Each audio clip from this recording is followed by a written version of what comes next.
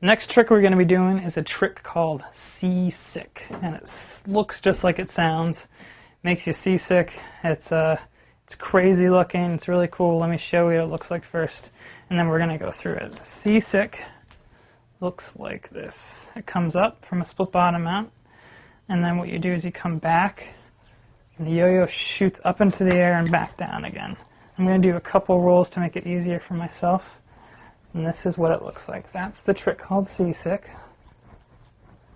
You notice the yo-yo is just bouncing up and down between two strings. It's like a crazy boing boing or something like that. But it's a really impressive trick. People don't even know what to think when they see that.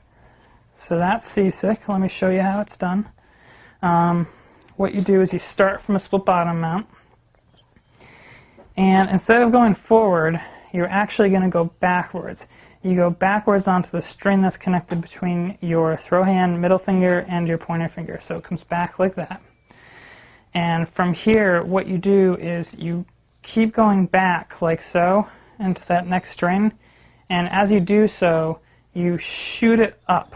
It's kind of a weird motion. Let me show you from this angle. As it comes back, you bring it back here, and you shoot it up into the string. So like that. Kind of like that. You can see the beginning of it starting to form. I'll show you again. It's shooting up like that. So it comes back and you shoot it up.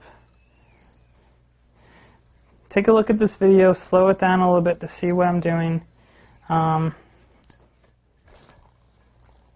Really practice shooting it up like that. Now, when it comes back down, it's going to fall onto that bottom string. And that's right where you started from again. So you just go backwards, shoot it up, and it comes back down to that string. So it's just like this. When you first start, your motions might be more like that, like it might just be going up and down, which is fine. The more you practice, the more you're going to get room for the yo-yo to move in, and the more advanced your Seasick will get. Try this one more time.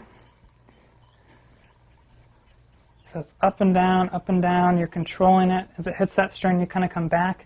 It's kind of like a stalling action. As it's coming down, you kind of let it fall back down. It's a little bit tricky. It's one of those tricks that just requires lots of practice. Watch the video, like I said. Watch it thoroughly, and good luck.